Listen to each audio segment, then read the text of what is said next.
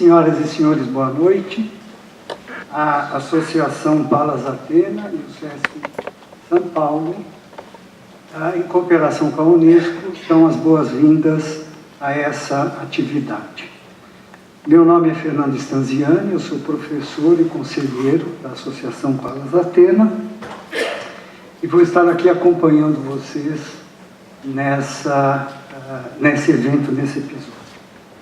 Em primeiro lugar, nós celebramos a parceria concedida pelo SESC, muito importante, pelo SESC Vila Mariana, e manifestamos nossos agradecimentos na pessoa do professor Danilo Santos de Miranda, diretor regional do SESC São Paulo, pela oportunidade da retomada dos fóruns mensais de cultura de paz e não violência em 2018.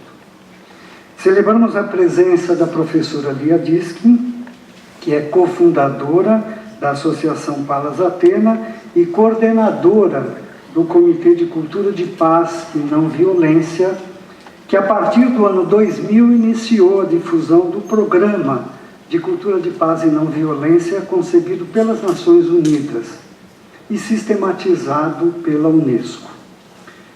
Esse programa prosseguiu de 2001 até 2010, indo além, alcançando até 2014, e está sendo retomado hoje. Dando continuidade a essa iniciativa, o convite é para refletirmos juntos a partir dos 8 eixos do Programa de Cultura de Paz e Não Violência.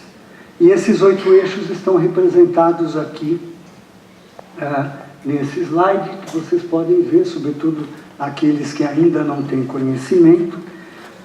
O primeiro é cultura de paz através da educação, economia sustentável e desenvolvimento social, compromisso com todos os direitos humanos, equidade entre gêneros, participação democrática, compreensão, tolerância, solidariedade, comunicação participativa e livre fluxo de informações e conhecimento, e paz e segurança internacional.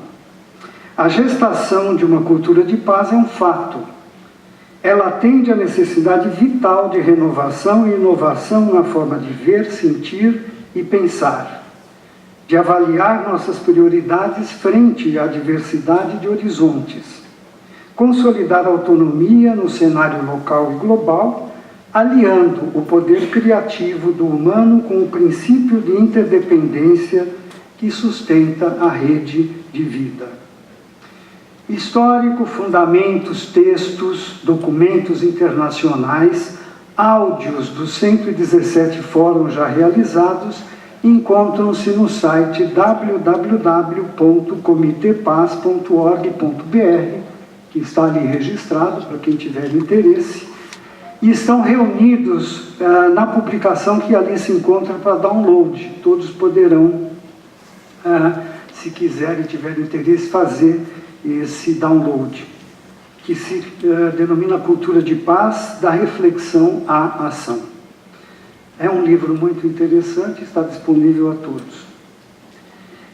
Para esta noite, a nossa retomada é através de um tema extremamente oportuno e vai ser desenvolvido pela doutora Denise Jimenez Ramos. O tema é Desenvolver Resiliência em Tempos Incertos. Eu quero dedicar alguns minutos para apresentar a doutora Denise. Ela é graduada em Psicologia pela Universidade de São Paulo em 1971, ganhou uma bolsa Fulbright, fez mestrado em Clinical Psychology na New School for Social Research, 1978, e doutorado em Psicologia Clínica pela Pontifícia Universidade Católica de São Paulo. Atualmente é professora titular do Programa de Estudos Pós-Graduados em Psicologia Clínica da PUC, São Paulo, onde coordena o Núcleo de Estudos Junguianos. Em Psicologia Clínica, atua principalmente nos temas Psicologia e Religião, Mecanismos e Rituais de Cura nas Religiões, psicossomática, psicologia analítica, complexos culturais. Na área internacional, é autora e palestrante em várias cidades, como Buenos Aires, Montevideo, Los Angeles, Chicago, Santa Bárbara, Moscou e Zurique. Ela foi Chair of Academic Subcommittee e vice-presidente da International Association for Analytical Psychology e membro do comitê executivo dessa associação por 12 anos com sede em Zurique. Em junho de 2014, foi convidada pela Russian Society of Analytical Psychology para o lançamento de seu livro A Psique do Corpo, traduzido para a língua russa, e para proferir 3 palestras e dar supervisão clínica em Moscou. Atualmente, ela é vice-presidente para as Américas da International Sandplay Society of Sandplay, com sede em Zurique. Ganhou como orientadora prêmios CAPES em 2016 de melhor tese em psicologia do Brasil. Foi editora-chefe da revista Junguiana da Sociedade Brasileira de Psicologia Analítica, da qual é membro analista desde 1987. É membro da Academia Paulista de Psicologia, ocupando a cadeira 27. E é professora do Núcleo de Psicossomática e Psicologia Hospitalar da PUC São Paulo. Eu convido então a doutora Denise a vir ao palco, por favor. Os meus colegas da Associação Palas Atenas, em especial a professora Lia Diskin, que está me dando a oportunidade de compartilhar com vocês algumas ideias sobre um tema tão complexo e tão importante, que é como desenvolver resiliência em tempos tão incertos, como nós estamos vivendo hoje. Queria começar a definir o que é resiliência. Talvez nem todos saibam, conheçam muito bem essa palavra.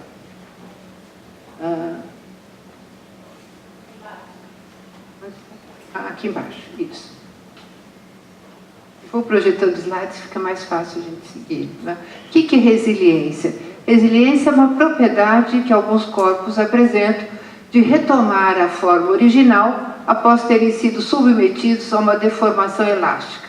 É um termo, então, que vem da física, da engenharia. Você amassa uma mola até o ponto que ela arrebenta. Nesse ponto é o ponto de resiliência, quando ela resiste ser amassada sem se romper, sem se quebrar. Em psicologia, a gente fala que resiliência é a capacidade de se recobrar facilmente, ou mesmo com dificuldade, mas de se adaptar à má sorte ou às mudanças que rompem com o bem-estar. Tempos incertos, certamente, eu não preciso definir, acho que todos nós estamos sentindo uma tremenda transformação no nosso meio. Nós não sabemos mais qual vai ser o nosso futuro como brasileiros e brasileiras, e na verdade a gente nunca sabe mesmo qual é o nosso futuro daqui a alguns minutos, não é isso? Então nós vamos ter que desenvolver algo que está dentro de nós, que não é no mundo externo. Toda vez que eu ponho meu ponto de apoio, minha resiliência, me apoio no mundo externo, eu fico vulnerável a que esse mundo externo mude, se transforme, se rompa. As leis mudam. Então não é por aí. E meu enfoque hoje nessa palestra vai ser como desenvolver resiliência independente do que acontece no meu mundo externo. Então, um dos grandes pesquisadores em resiliência foi Boris Cyrulnik. Hoje ele é psiquiatra, psicanalista, está vivo ainda. Boris foi uma criança judia num campo de concentração. Os pais foram mortos em campo de concentração. Ele conseguiu se esconder, se fugir. E aí observou que algumas pessoas resistiram ao campo de concentração e não faleceram. Então ele vai desenvolver toda uma teoria, depois o que nos faz mais resilientes. Então ele certamente é uma grande referência no mundo sobre o que é ser resiliente. Tem vários livros, recomendo, quem quiser ver, Patinho Feio é um deles, né? Então ele observou principalmente como nossa força interna pode nos liberar do passado. Porque, claro, como um prisioneiro em um campo de concentração, você pode ficar o tempo todo pensando no que deu errado na sua vida. Como aquela coisa tão terrível aconteceu para você. E aquilo pode marcar a sua vida e você não sair mais do lugar. Resiliente é aquela pessoa, então, que foi amassada, passou por situações terríveis, às vezes muito trágicas mesmo, e consegue retomar a forma original e ter um belo desenvolvimento e vai fazer na vida aquilo para que ele veio. Né? Então, o contato humano, o Cyrulnik fala, né? Como empatia e otimismo, pode desenvolver comportamentos resilientes, mesmo frente a profundos sofrimentos. Mas às vezes a gente não tem nem isso. Não é? Às vezes na vida da gente falta até contato humano, falta empatia da parte do outro. Há momentos que a gente está em extrema solidão e sentindo-se muito vulnerável, muito frágil. Então, o que fazer? Onde eu vou me apoiar nesses momentos? É sobre isso que eu vou desenvolver aqui. Para saber se eu sou resiliente ou não, é claro que eu me pergunto o que eu vim fazer nesse mundo, quem sou eu, né? Como desenvolver minha resiliência. Alguns acham que o ser humano é resultado da genética, da alimentação e da educação. Será que é isso que nós somos? Só isso? Né? E o objetivo da educação, como sabemos, é modelar, educar, adequar a sociedade para sermos um bom cidadão, uma boa cidadã. Isso muitas escolas pensam isso, né? Adequar nosso comportamento à sociedade, não importa as diferenças individuais. Então você vai ter sistemas totalitaristas, como na Alemanha nazista, onde 5.500 crianças, essa é a média, foram geradas através da copulação. Eles escolhiam um soldado mais bonito, pegavam uma moça muito bonita, nem se conheciam, mas tinham que transar e dar à luz crianças. Foram 5.500 crianças educadas em orfanato, com a ideia que elas seriam seres perfeitos, maravilhosos, iam servir à nação, ao ideal nazista, sem contato humano praticamente. E olha o que aconteceu. Então, todos os sistemas totalitários visam adequar o indivíduo à sociedade. Quanto mais iguais formos todos, melhor. Então, eles tentam romper exatamente com a minha essência, com aquilo que eu sou, com aquele código do ser. James Hillman fala muito, cada um de nós tem um código. Claro que vai depender do meu ambiente, do meu sistema educacional, dos meus pais. Como que eu vou desenvolver esse código com aquilo que eu sou? Não é? A semente que eu sou, se cair no solo fértil, melhor ainda. Mas pode cair no solo árido também. Como que eu vou me desenvolver a partir disso? Eu tenho uma semente, um código que é independente da minha educação, independente da pedagogia, da normalização e adaptação à psique coletiva. Esse tipo de sociedade trabalha com a mente consciente, diz que a gente deve ser moldado com alguns valores da cultura, com objetivos ideológicos de uma cultura-nação. Então não importa mais a minha individualidade. Temos que ser todos iguais, segundo um molde único. Com isso, o que acontece? Nós vamos ficar mais rígidos, mais duros, aparentemente mais fortes. Esse era o objetivo do sistema nazista, dos sistemas totalitários ainda né? De tornar cidadãos mais fortes, mais adaptados para servir um ideal. Isso nos torna o quê? Mais vulneráveis e não mais fortes. Né? Força não é igual à dureza, à rigidez, a uma padronização. A força da resiliência vem de um outro lugar. Então, esses sistemas duros, educativos, só levam ao desenvolvimento de pessoas rígidas, agressivas, pouco empáticas e facilmente quebráveis. Porque quando muda o ambiente para o qual elas são adaptadas, elas vão se perder totalmente. Então, será que somos só isso? Será que somos só resultado de um sistema educacional com regras rígidas que nos tornam qualquer, né? Briguinho, né? Todo mundo foi rei e rainha na vida passada, foi alguém muito importante, né? E está nessa vida para resgatar alguma coisa. Ninguém vai falar que foi uma pessoa simples, como todos nós somos hoje, né? Então a gente passa para o culto das celebridades, que é tão comum hoje na internet, mídia, televisão, as celebridades. E milhares de pessoas berram, gritam fanaticamente, cultuando celebridades que ganham milhões sem fazer nada, só porque são célebres. E a minha pergunta é, por que precisamos de celebridades? Por que elas ganham milhões? Mas um professor ganha uma celebridade ganha 1 milhão, sem fazer praticamente nada, a não ser porque é célebre, faz alguma coisa extravagante. Precisamos de reis e rainhas, não tem a menor... Ainda é cultuado, veja isso aí, tenho certeza muita gente gosta dessa foto, também gosta, bonita, né? Porque a gente cultua ainda reis e rainhas, temos uma origem nobre. A sensação de ter uma origem nobre faz parte de cada um de nós. E onde a gente vai pôr os nossos pais, essa nobreza? Já que meu pai e minha mãe não eram reis e rainhas, então eu projeto no outro, projeto numa foto dessa, por exemplo, e cultuo reis e rainhas, cultuo atores e atrizes famosos, né? Porque isso me dá a sensação que eu faço parte de um mundo muito nobre, né? De muita força, de muito poder. São figuras de poder, sem dúvida, dados por nós, não por eles, né? Muito bem, então aí nós vamos para o plano mítico também. Uma vez que eu tenho uma reflexão sobre essas celebridades e não caio no mito, não é? Acho que essas pessoas são iguais a mim, não tem nada além, nada de especial, isso também não vai me satisfazer mais, né? Reis e rainhas, isso é uma fantasia, são mitos muito bonitos, mas isso não explica a minha origem, a minha angústia de onde eu vim continua. Então eu posso ir para o plano dos mitos, não é? E vou pensar nos grandes mitos da humanidade, que vão explicar, todos eles explicam de onde eu vim. Eu posso pensar, a princípio, que eu vim de uma grande mãe. A história das religiões fala que lá nos primórdios havia adoração à mulher, à grande mãe, mulher enquanto mãe, e acreditava-se que ela era a criadora do mundo, do universo, que a terra foi feita à imagem e semelhança da mulher, porque não se sabia o papel do homem no processo de fecundação. Era a mulher que engravidava, era a mulher que dava à luz. Então ela passa a ter um poder divino. Ela é representante, ela é a deusa, não existia Deus. Ela é a deusa que dá origem à vida. Então eu quero ser filha ou filho da deusa, porque eu sou importante se eu sou filho da deusa, certo? Não tem pode comigo. Sou muito poderosa.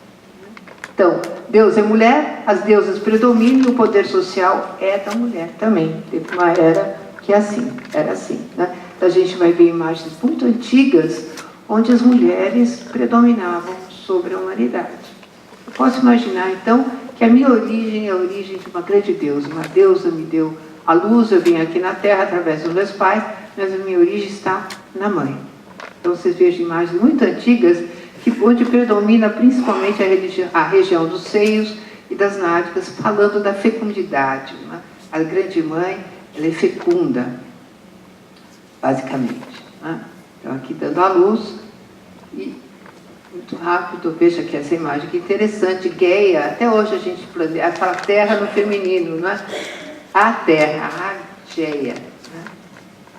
Desenhos antigos, vocês estão vendo, os animais são todos... É a cabra, é a loba, não é elas que dão a luz, elas que são responsáveis pelo planeta Terra e a produção na Terra. Hoje a gente fala muito quanto nós maltratamos a natureza e o que está acontecendo nesse planeta, né? E vemos o planeta como a grande mãe Terra. Então, os mitos ainda continuam. Muito bem. Então, havia evidências arqueológicas históricas de divindades femininas que tinham grande poder e proeminência na cultura grega, principalmente. As deusas eram vistas como mães geradoras e virgens simultaneamente, como eu disse, porque não sabia o papel do homem no processo reprodutor, né? Então, o nascimento era divino, nascia de uma virgem geral, né? Era fecundada por um ser espiritual e o resultado era uma apoteose, que nascia uma criança divina, maravilhosa, parte da mãe terrestre e parte de um espírito divino. Então, nós éramos seres muito especiais. Tínhamos um pai no céu e uma mãe na terra. E quem realizava os rituais religiosos eram as mulheres, eram sacerdotisas. Tudo bem. Aí a gente vê que os dinamismos básicos da grande mãe são calor, proteção e nutrição. Aquela imagem não dá para ver muito bem, mas é de um deslizamento de terra, a mãe abraçada no seu filho ou filha, não é? Estão retirando a terra de cima, mostrando que a mãe é basicamente aquela que protege seu filho em qualquer circunstância. Bom, aqui são mitos só para vocês verem que depois no Egito também havia as grandes deusas, então se acreditava que se vinha de uma deusa, de uma mulher. E aí entra a era cristã, onde a deusa continua predominando como virgem, mas como intercessora, não mais como a mais poderosa. Então as imagens, Nossa Senhora Aparecida esse ano completou 300 anos no Brasil, milhares de pessoas foram lá, Ainda há todo o culto à grande mãe, mas sempre como segunda, como intercessora junto a Cristo, a Deus. Muito bem. Então, a Iemanjá, na cultura afro-brasileira, também não é outra representante da grande mãe, onde fazemos os rituais no final do ano, pedindo proteção e principalmente saúde e prosperidade. Se faz no final do ano, pessoas das mais diferentes religiões vão no mar fazer um culto a Iemanjá pedindo proteção. Também que é a deusa do grande mar, do grande oceano, onde se acreditava que a vida, da onde vinha a vida. Hoje os biólogos também falam que a vida veio do mar. Primeira vida. Mas com o passar do tempo, os homens foram também descobrindo o seu poder na fecundação, aí, por força física também, foram dominando as mulheres e foram assumindo o poder social, o poder patriarcal se instala, né? E o Criador passa a ser um Deus. O homem foi feito à imagem e semelhança de Deus, e Deus é homem e assunto está terminado. Né? A cultura judaico-cristã, onde estamos, foi toda marcada pelo poder patriarcal. Né? O poder social é masculino e a mulher passa a ser considerada inferior. Os templos dedicados às deusas são destruídos. Então, eu sou feita, como disse, à imagem e semelhança de um Deus homem. Aí entrou um problema para nós mulheres bastante complicado, né? Porque não tem... Deus é homem e nós viemos de quem então? Porque Adão veio de Deus, homem, está tudo bem ali, né? E a mulher, de onde que surgiu? A mulher é filha de Deus também?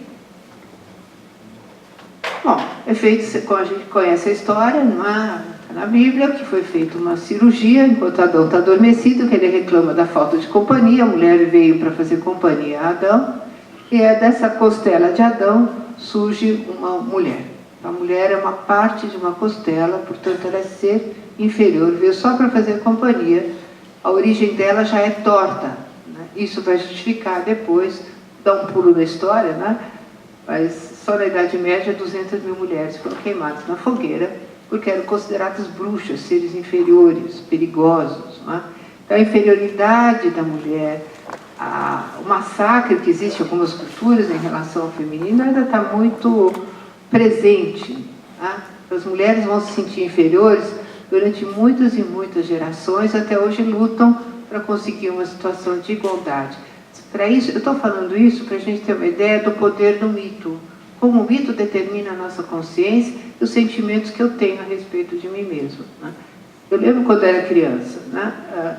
Se Deus é homem, e quem realiza todos os rituais da Igreja Católica, fui educada na Igreja Católica, é um homem, é um padre, sou muito inferior, eu não sou filha de Deus, mas segunda categoria. Né? Primeiro é o homem. Então, minha origem já começa com um profundo sentimento de inferioridade.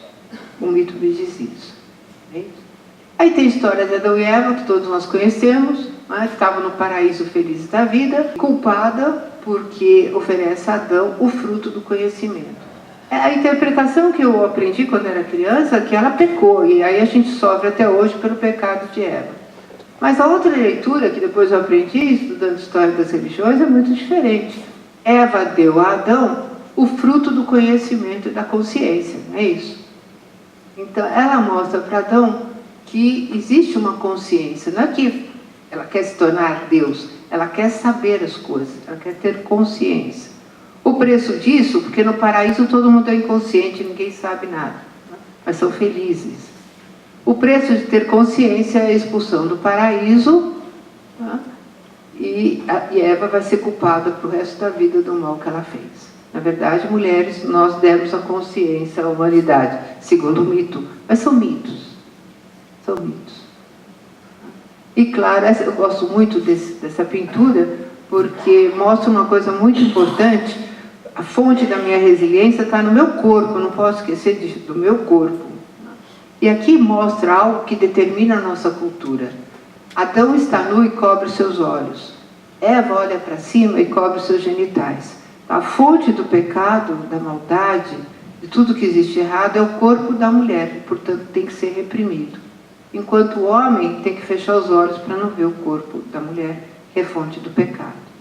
Então, onde está aí o meu ponto de resiliência, se já corporalmente Segundo uma tradição judaico-cristã, eu já sou inferior por princípio.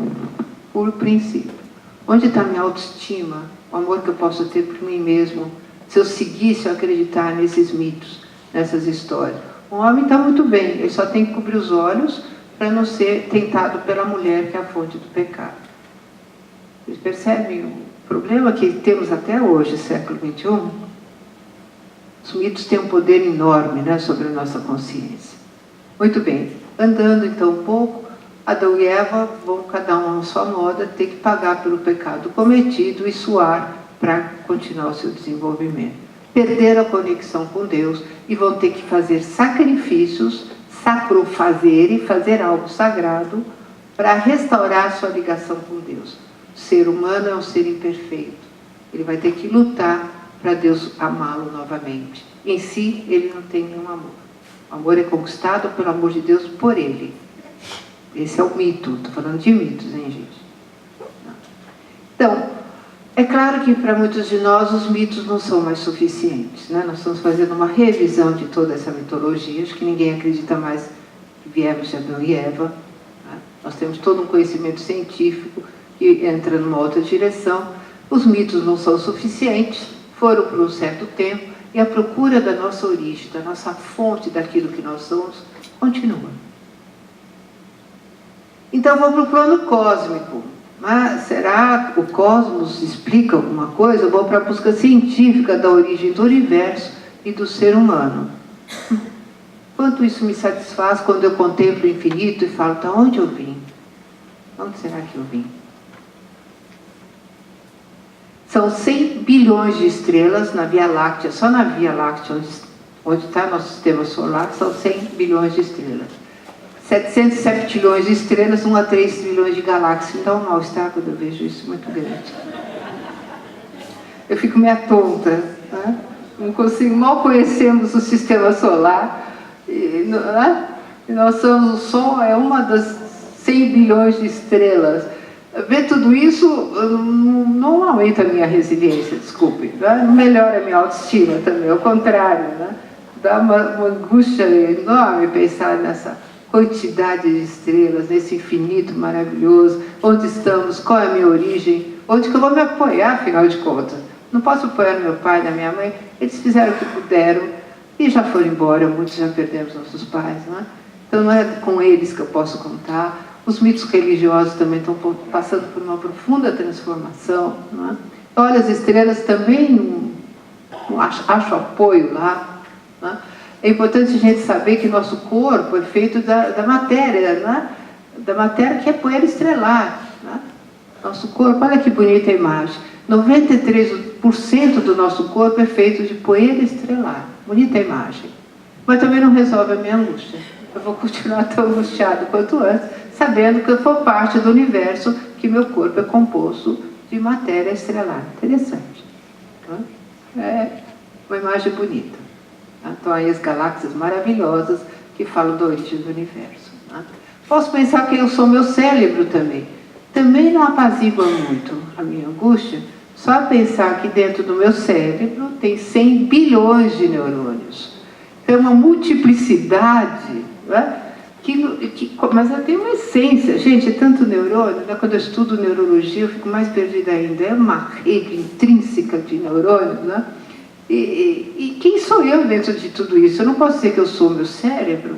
Claro, sem ele eu não existo, não funciono no mundo, mas eu não sou só isso. Eu não sinto que eu sou meu cérebro. Só.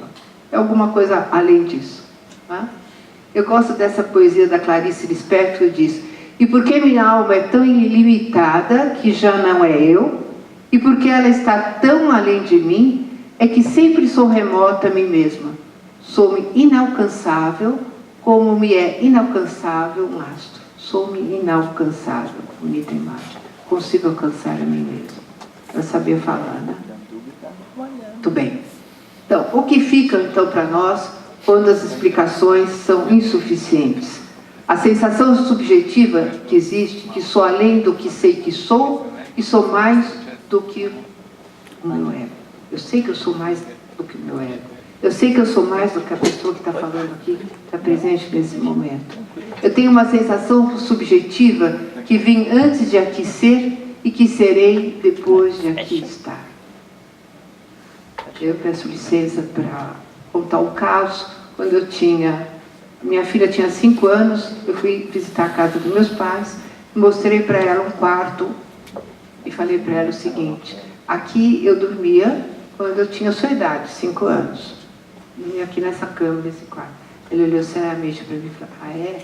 E onde eu dormia quando você dormia aí? Vai responder. Muito bem, não dá para responder, né?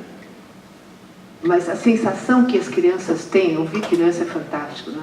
Que elas vieram de algum lugar, que não é suficiente dizer para elas que vieram do papai e mamãe. Elas até engolem por um tempo, depois falam: acho que não é bem isso, tem mais alguma coisa, né? Eu vim de algum lugar, que eu não sei de onde, mas eu vim. Eu estava em algum lugar quando eu não estava aí. Eu já existia antes de estar aí. E estudos com pacientes terminais, idosos, sempre mostram que a sensação é que a vida continua para sempre. Eles nunca falam, não tem sonhos, não tem alucinações de um fim, mas sim de continuidade, e continuam planejando. E Jung sempre falava que o melhor para um paciente terminal é que continue planejando, como se a vida fosse eterna. Continue planejando, continue sempre planejando até os momentos mais difíceis, quando tudo parece invertido, planeje. Planeja que a vida se abre e você vai se sentir muito melhor. Então, a sensação que eu vim de algum lugar e que vou para algum lugar é intuitiva. Nenhuma ciência vai provar isso para nós. Ninguém conseguiu provar nada. Mas a gente tem essa sensação. Ela vem conosco, vem de nascença, eu diria. Então, de onde vêm todos os nossos insights bons, úteis? De vez em quando vem os pensamentos e você pensa: nossa, de onde que saiu isso, não é? Nossa inteligência. De onde vem a nossa força, a nossa resiliência? Qual é a fonte de nosso entusiasmo, inspiração, sentimento às vezes exaltado de vitalidade que a gente tem, não é? A vida psíquica, Jung fala, em última análise, alguma coisa ainda é compreensível, na verdade. Psicologia está estudando, mas não acaba dizendo nada sobre o que é a vida psíquica de fato. Temos a experiência de algo que emerge no meio da nossa realidade imensurável, ponderável, tridimensional, mas que difere misteriosamente dessa realidade em todos os aspectos, em todas as suas partes, mas ainda assim a reflete. É um que não tem explicação, que vai além da educação, que vai além de todas as explicações. A psique, Jung fala, não ocupa o espaço. Na verdade, ele falava muito que a psique não tem corpo. A psique não tem espaço, não tem tempo. Os corpos morrem, mas pode algo invisível sem corpo desaparecer? A vida psíquica existiu antes que eu pudesse falar a mesma palavra eu. Já existia antes do meu eu, do meu ego. Então, o que a gente tem que falar agora aqui é o resgate da alma. Como entrar em contato com aquilo que eu sou, que eu não sei bem o que é, mas está lá e é a fonte da minha resiliência. Para aqueles, então, que os mitos, a religião e a ciência não são suficientes, é necessário um contato mais profundo, íntimo e direto com o próprio ser. Explicações científicas estão longe de dar qualquer caminho para nos conectarmos com aquilo que somos. Contato com a alma não passa por uma atitude racional, isso é importante, mas exige outros mecanismos, outras descobertas, uma outra forma de sentir, não é nem de pensar, de sentir. E o que permanece? Aquilo que nos chama, que está presente nas nossas escolhas, na nossa vocação. Você percebe, às vezes, onde está a alma de um jovem? Na escolha profissional dele. Às vezes, com criança, ele já fala, eu quero ser isso. Mas de onde saiu isso? Não sei, vem com ele. Ele sempre quis ser veterinário. Não sei lá por quê, ninguém tem nenhuma explicação. Então, nossa vida é determinada mais pelo que imaginamos de como foi nossa infância também, do que por aquilo que realmente foi. Como foi a nossa infância? Quem lembra exatamente, né? Mesmo que passe um filme, nós temos uma imagem da nossa infância, daquilo que eu quero dizer, da nossa raiz, da nossa essência. Tá? Isso vai permanecer ao longo da nossa história, que é uma sensação de continuidade desde as primeiras memórias até o presente. É o fio condutor, quer dizer, eu durmo, esqueço quem eu sou e acordo, melhor lembrar quem eu sou, né? Ainda bem, né? Então tem um fio condutor, eu posso adormecer, vou para o inconsciente, mas tem algo que permanece do momento que eu percebo que eu sou até o último minuto. Esse é o fio condutor.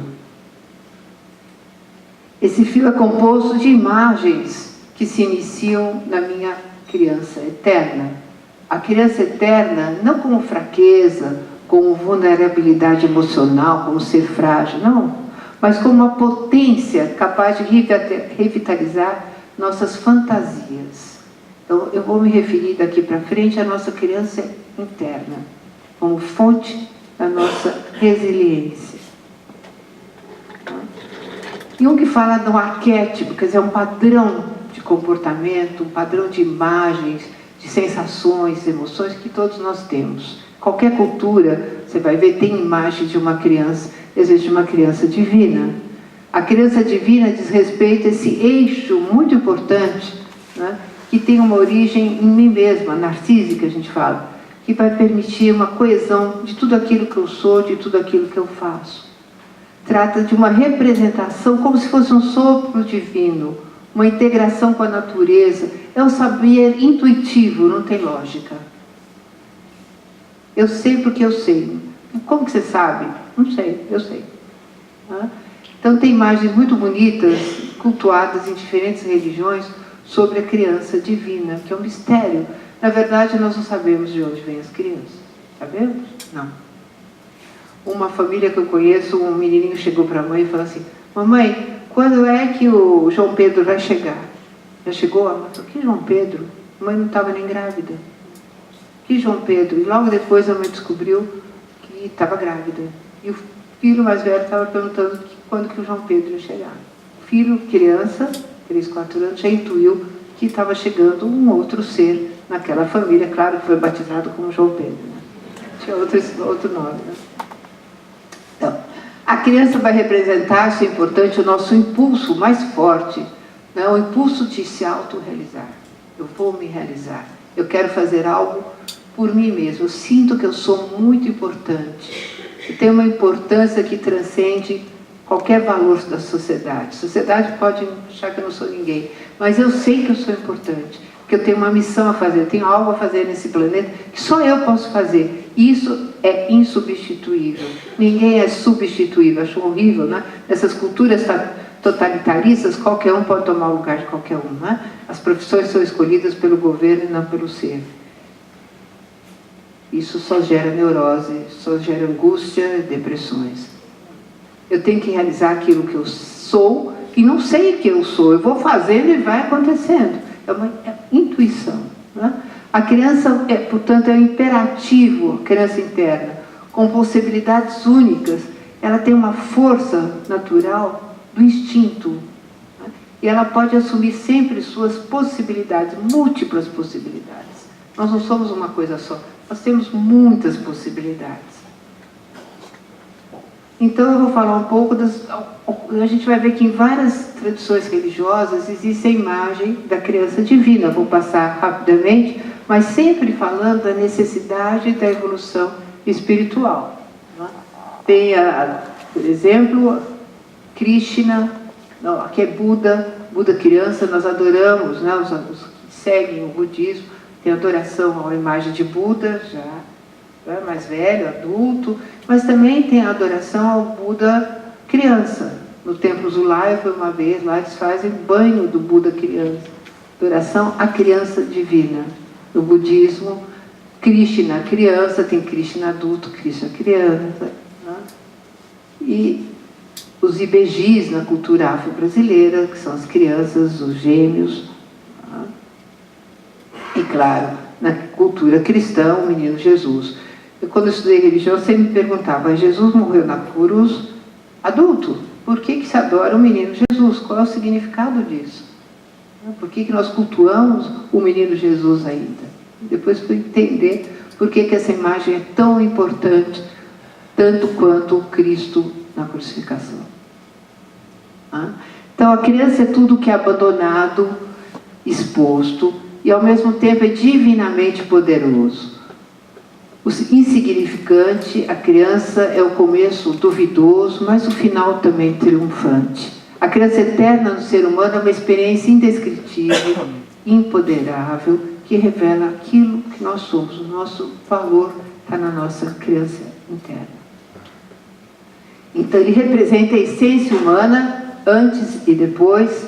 A partir de nós temos que reconectarmos com a nossa criança. A essência tem a possibilidade de rever nossas experiências infantis de abandono. Quem já nos sentiu abandonado um dia na vida? É possível. Um momento ou outro a gente se sente abandonado. Não é? E temos que, a partir daí, encontrar o caminho que leva à superação de tantas experiências dolorosas, sofridas, desapontadoras. Quando o mundo externo falha, eu acreditei em alguém, acreditei, aquilo falha. Vai falhar mais cedo ou mais tarde, não tem jeito. Né?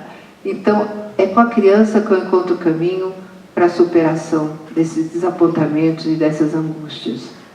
Né? Diz Pablo Neruda: em minha casa reuni brinquedos pequenos e grandes, sem os quais não poderia viver. O menino que não brinca não é menino, mas o homem que não brinca perdeu para sempre o menino que vivia nele e que lhe fará muita falta. Onde está a nossa criança hoje? E como ela se manifesta? Eu vou brincar um pouco, falar dos desacertos, onde não é para achar a criança, mas onde a gente procura muitas vezes. Né? A gente cai muitas vezes no infantilismo, né? Quando há uma identificação com a nossa criança abandonada e incompreendida. Não é para nos identificarmos com a criança, não é para sermos criança. Estou falando de outra coisa. Mas vamos falar do desacerto. Um dele é o poeira eterna, a criança eterna, o Peter Pan. Sempre me incomodei muito com a historinha do Peter Pan. Primeiro postava, depois eu percebi que é a história de uma criança que não quer crescer. Crianças que não querem crescer, querem ser eternamente crianças e vivem no mundo da fantasia. Não é? Porque tem uma hora que a gente tem que dizer adeus à infância e partir para o mundo adulto.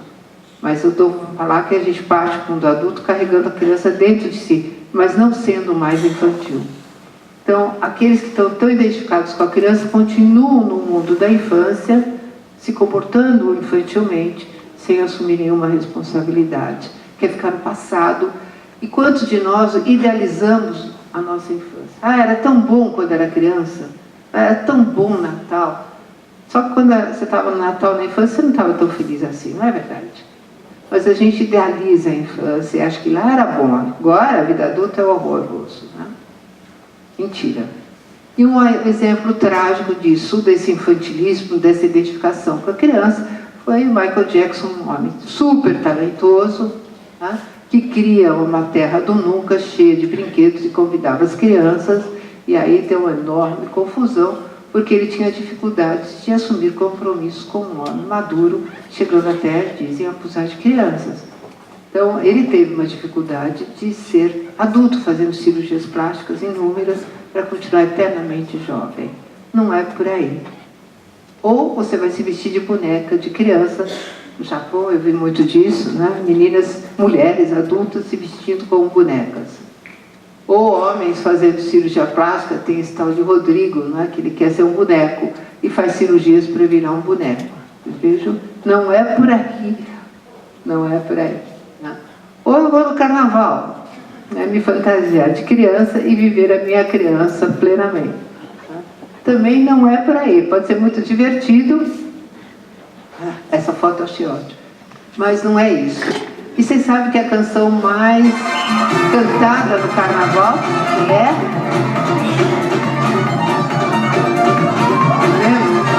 Todo mundo conhece, né?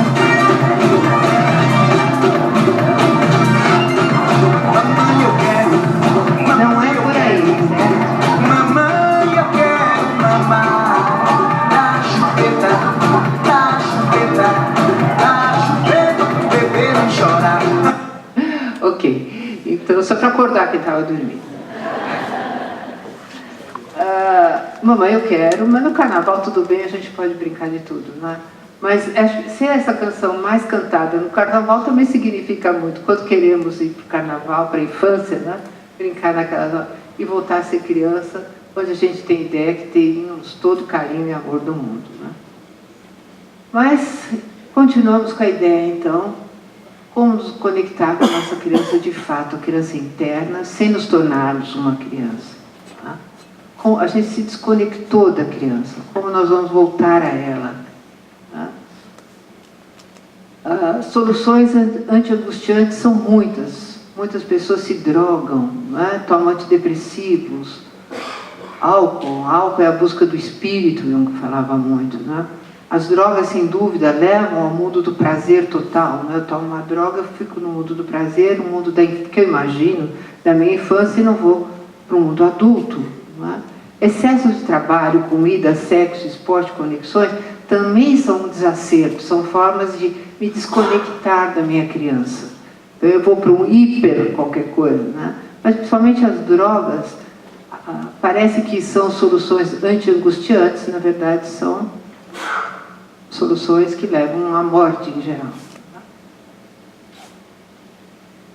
Ou agora, a última, né? No século XXI, essa interconectividade. Como eu me conecto com a minha criança, está todo mundo com o celular na mão. Será que tem alguém aqui que não tem o celular? Duvido, né? E isso parece que a gente está conectado, né? Então, nós temos milhares de conexões. Eu me conecto com o mundo inteiro, menos comigo mesmo. O tempo todo conectado, uma rede fantástica de conexões. Então, eu me sinto poderosa, eu me sinto no mundo, porque eu falo com o Japão, com qualquer país do mundo, instantaneamente. E aí eu estou super conectada. A mídia social penetrou em nossas vidas, com Facebook, YouTube, Twitter, outras plataformas, que definem nossos hábitos diários de comunicação, produção criativa e desconexão ao mesmo tempo comigo mesmo. Desconexão. Então, sem celular, as pessoas ficam em pânico. Olha, você vai ver todo mundo no celular, ninguém se comunica. Casais que ficam até meio... Isso é muito mais comum do que a gente imagina, a desconexão total. Qualquer restaurante que você vá, a gente vai ver cenas desse tipo, de desconexão. Parecemos ligados, mas na verdade estamos desconectados. Então, lá é onde o coração está, mas hoje em dia é o celular que está no coração. Você vê, em geral, você põe no bolso aqui, carrega junto do seu corpo, dorme do lado do celular. Né? Um dia todo sem meu celular, você fica louco. Tanto hoje que existe até lugares onde você tem que deixar o celular e passa 3 dias fazendo uma desintoxicação do celular. Imagina a angústia que deve dar ficar sem celular. Ok. Finalmente eu percebi porque meu telefone móvel é chamado de celular. É uma prisão. Na verdade, nós somos aprisionados na interconectividade. Não mais livres, mas mais presos. Então, selfies é a busca do Senhor. Posso buscar a mim mesmo também selfies. Está todo mundo lá tirando fotografia e postando essas fotos, achando que estão conectados consigo mesmo. Na verdade, estão se exibindo para o mundo todo. Então, nós somos sobrecarregados com uma quantidade absurda de exteriorização de nós mesmos, perdendo totalmente a conexão com o mundo interno. Aí bate a angústia e aí eu ligo mais ainda Facebook, e aí eu me comunico com o mundo para diminuir a angústia. Então, aqui é um bom exemplo, né, do indivíduo perdido no meio de tantas conexões, aspas, e desconexões. Também tem o espelho aí, como busca da alma. Né? No espelho, nas dietas, na cirurgia plástica, eu posso pensar que minha alma é tão bela quanto a minha aparência e eu vou atrás, em busca da juventude eterna, que sempre existiu. O Brasil é o segundo país no mundo em cirurgia plástica, só pede para os Estados Unidos. Tem alguma coisa errada conosco. Por que eu tenho que estar fazendo tanta plástica, investindo tanto na minha beleza, na minha juventude, porque eu quero ser eternamente jovem, eternamente criança? A minha criança está na minha aparência? Como é que vai ser isso? Né? Então, onde está a minha alma? No cérebro, no coração, na interconectividade, o que une meus diferentes eus? Nós somos uma simples multiplicidade, nós temos que lembrar que a criança é uma só, é única, minha alma é uma só. Então, a criança divina em nós, vou passar para a última parte, falar como nos conectarmos, falar um pouco sobre essa criança em nós. Não é? Ela é frágil, ela é carente, sujeita a abandono, a exposição, a perigos de toda espécie. E, por outro lado, essa criança que nós temos dentro de nós também é divina. Eu não sei de onde ela veio, mas intuitivamente eu sei que ela veio. Ela tem forças quase que hercúleas que lhe permite que faça face aos perigos e às agressões inevitáveis da vida. A criança é abandonada, desamparada e ao mesmo tempo poderosa. Né? Ela é o lugar de nosso aconchego, conforto, essência e resiliência.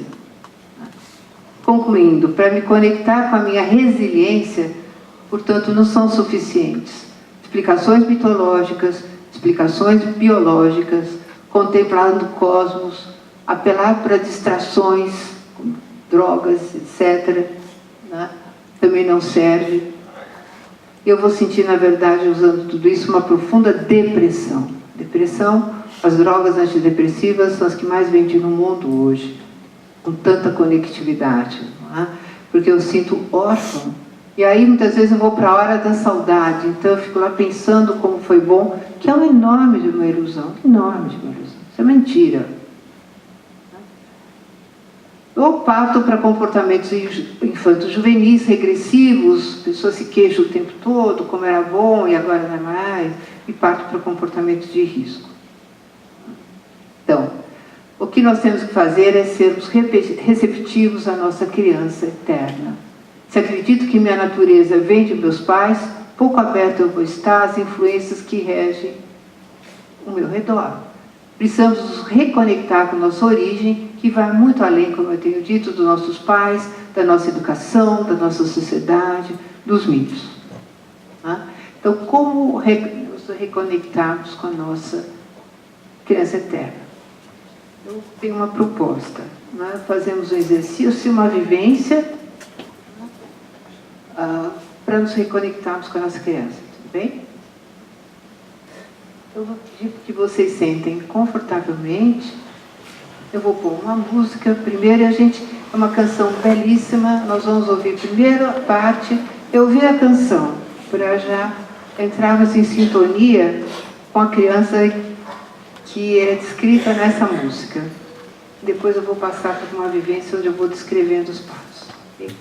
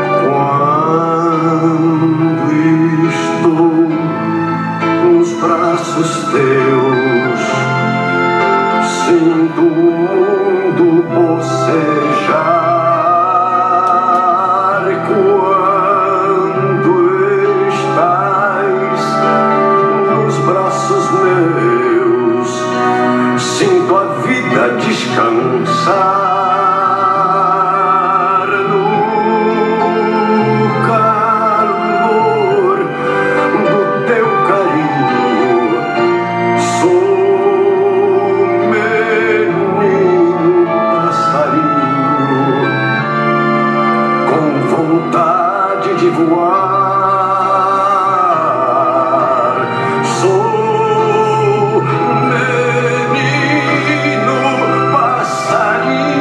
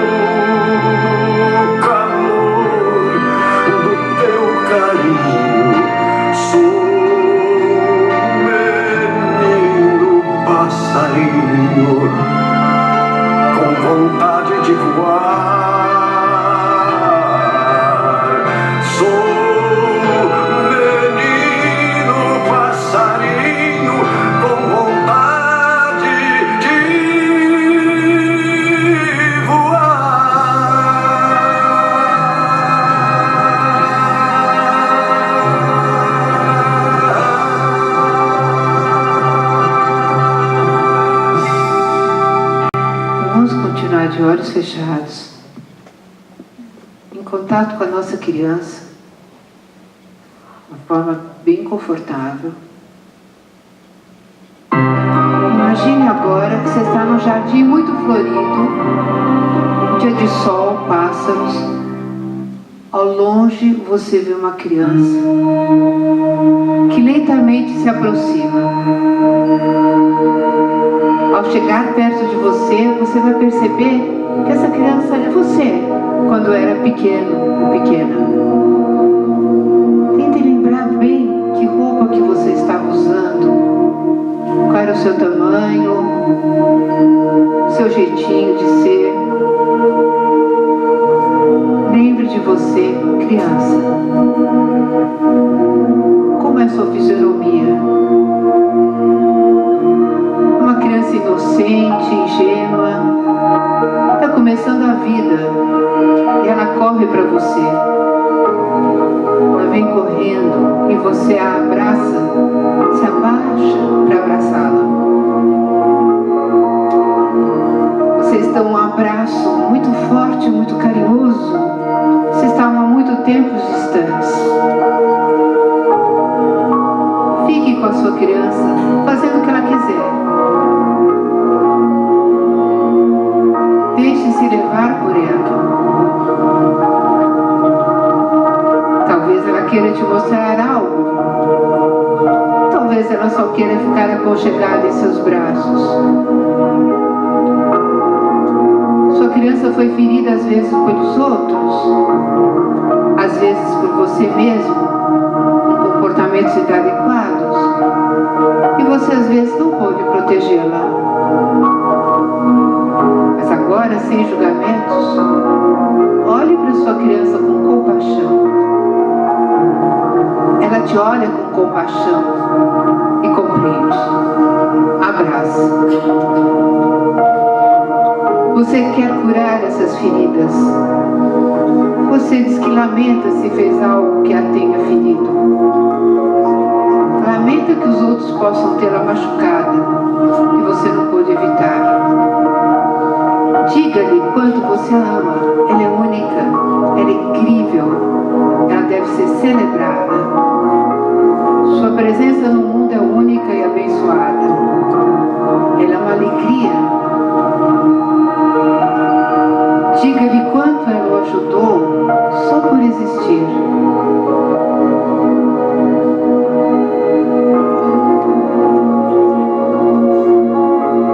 Diga-lhe que ela é inteligente, corajosa, faz o que era melhor na vida.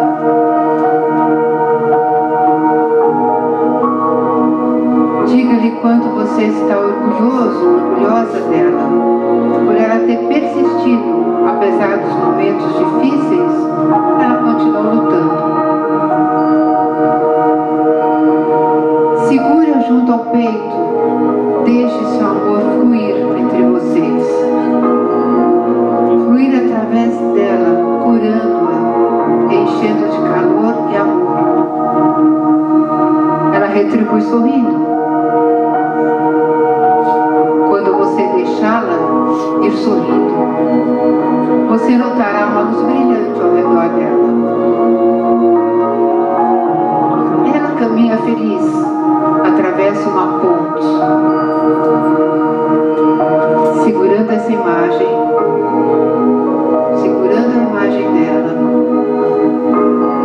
Volte agora, lentamente, aqui e agora, sabendo que você levou amor e compaixão para ela, para sua criança. Que você sempre poderá voltar para ela, sempre que desejar, para dar e receber conforto, compaixão e amor. Chame-a de volta sempre e em qualquer momento que se sentir confuso, confusa, perdida. Olhando para ela, ela sorri para você. E ela vai estar sempre lá para mostrar o caminho. Muito obrigada. Eu queria a minha mensagem. Obrigada.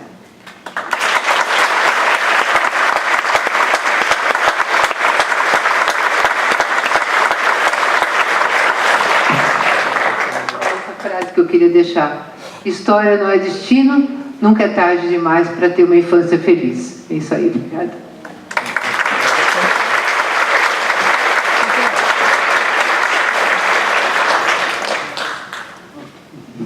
Nós vamos passar agora algumas perguntas. Eu vou fazer uma primeira, só para a gente se inspirar um pouco. Eu gostaria de destacar a riqueza de imagens que ilustraram a apresentação da doutora professora Denise. Eu acho que isso é uma arte mesmo, você preparar uma apresentação com essa riqueza de imagens, porque ela nos ajuda a consolidar, né, a memorizar com mais clareza, com mais simplicidade algumas dos conceitos que foram passados. E a pergunta que eu queria fazer é bem relativamente ao final, a essa vivência que nós fizemos. Uma das características dos tempos incertos que nós vivemos é a pressa, né? E essa pressa, ela existe não só na urgência que nós mesmos criamos com as nossas preocupações, mas na urgência que o mundo também nos impõe. E nós temos um colega na Palas que diz que nós vivemos os tempos do Kid Abelha, né? Temos pressa, tudo nos interessa, mas nada tanto assim. É uma dificuldade, muitas vezes, de seguir numa introspecção. Então, o que eu queria perguntar à professora Denise é se há alguma sugestão adicional a essa vivência, que foi muito clara, a proposta, para que a gente não corra o risco de perder o propósito dessa conexão real, né, com a criança interna. O que a gente pode fazer? Basta a gente repetir o exercício? Teria alguma outra sugestão, professora? Primeiro, eu acho que a gente tem que estar... difícil a sua pergunta, né? Para alguns pacientes, eu aconselho carregar uma foto de criança consigo. Você sabe que tem um efeito incrível. Quando você está muito pressionado no trabalho, super exigido, ou para o trânsito que a gente vive essa loucura toda, a hora que você se conecta com a foto, que a foto é um lembrete só, né, daquilo que nós somos, você se acalma, fala, que zona é essa aqui? Essa zona não sou eu não tenho que ceder essa zona, ficar aqui histérico. Eu cheguei em cima da hora, estava nervosa do trânsito, aí, conecta, calma, criança, não posso deixar que ela sofra nenhum acidente, então vamos nos conectar com ela. Aí você vai ver quantas banalidades a gente vive, quanto a gente perde tempo com coisas insignificantes, ficamos histéricos, nervosos, com coisas que não valem nada. Então a criança nos conecta com o que é importante. Qual é o valor? É o valor da autorrealização. É o valor que me diz o que eu vim fazer nesse planeta, o que eu estou fazendo aqui. Seguindo ordens, correndo feito louca, ou tem alguma coisa mais importante que eu tenho que fazer agora. E é isso que eu não posso perder o foco. A gente perde o foco com tantas exigências, não é, que nós temos, e com a educação também que a gente recebe. Então, não perder o foco, e quem nos ajuda a manter o foco é essa conexão. Bacana. Essa ideia da foto é muito bacana, né? Nós temos... Carregar foto de criança ajuda. Ok. Temos outras questões aí?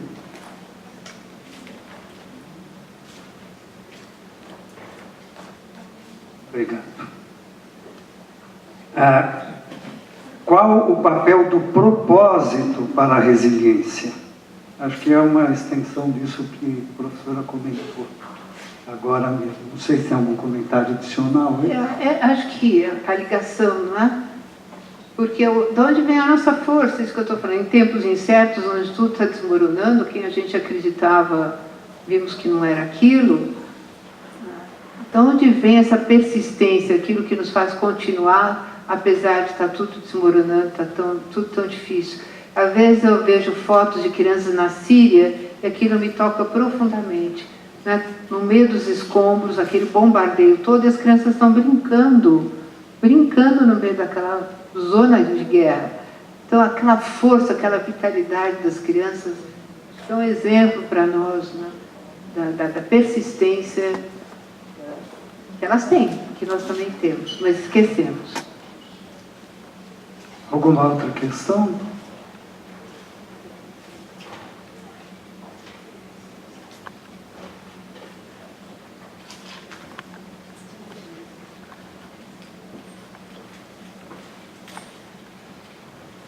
Ok, temos mais um aqui.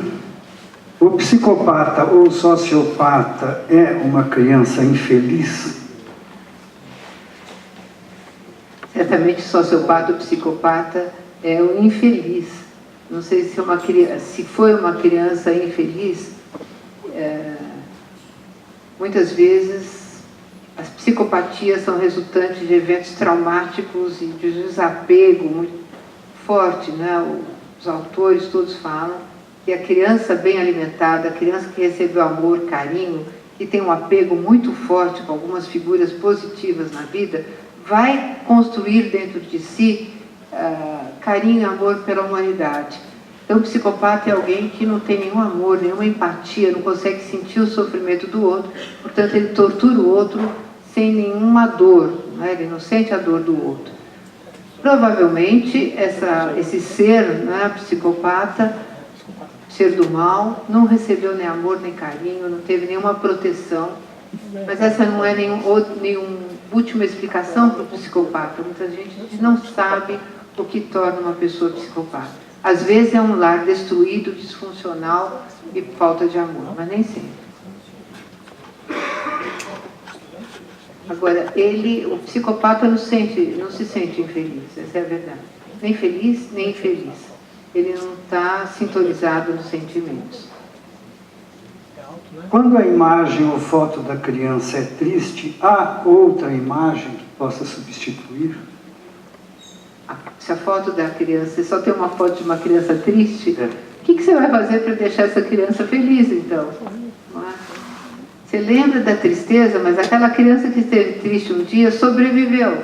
Ela percorreu vários obstáculos, venceu todos. Ela é você hoje. Portanto, você é uma vencedora, você está podendo olhar essa foto. Você sobreviveu a coisas muito difíceis. Então, que alegria você pode dar para ela? Como que você vai abraçar essa criança, agradecê-la por ter sobrevivido, ter vencido tantos obstáculos, ter muita compaixão por ela, muito amor. Aí você vai transformar a tristeza em bem-estar, conforto e esperança.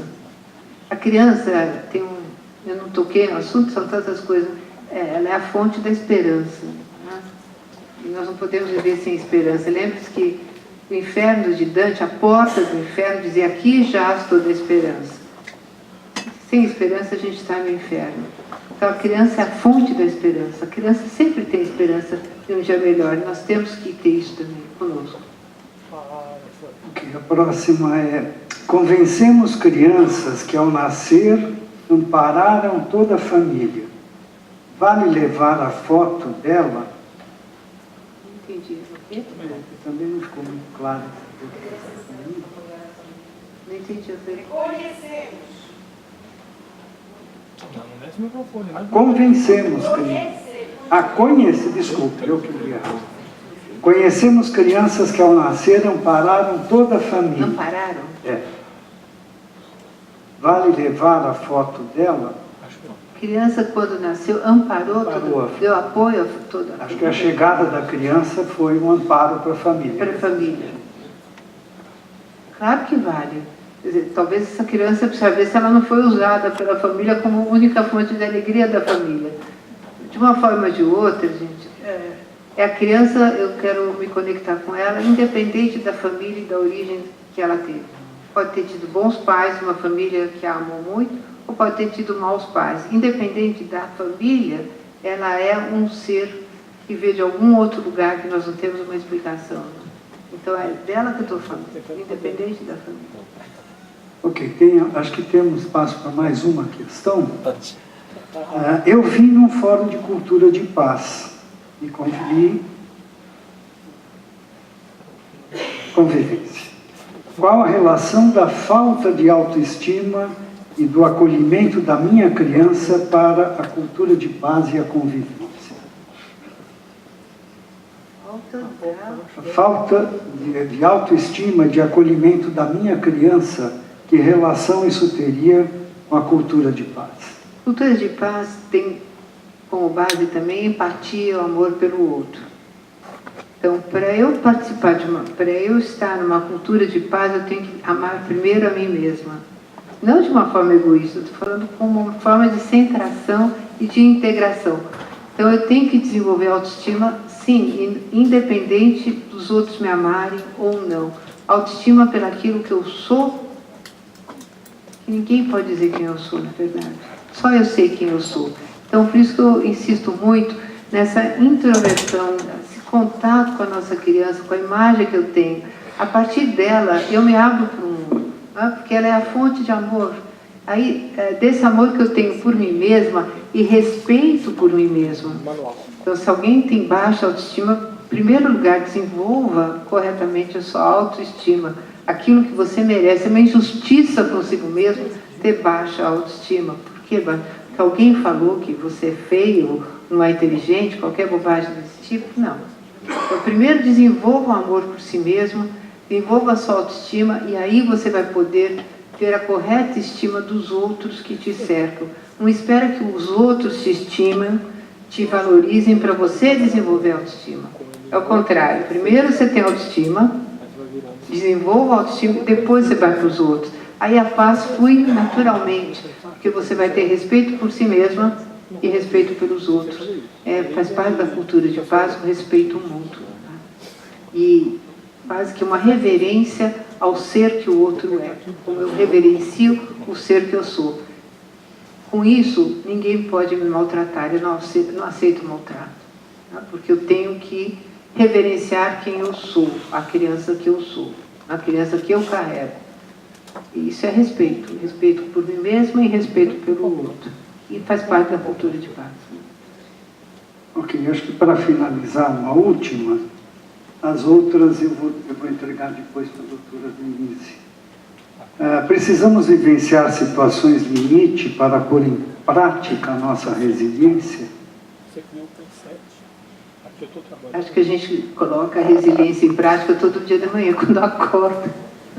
Já é um esforço todo dia sair da cama, às vezes, enfrentar um dia, às vezes, mais difícil ou mais fácil. A resiliência está presente 24 horas por dia nas nossas vidas. Nós não precisamos experimentar situações limites para ver quanto eu aguento.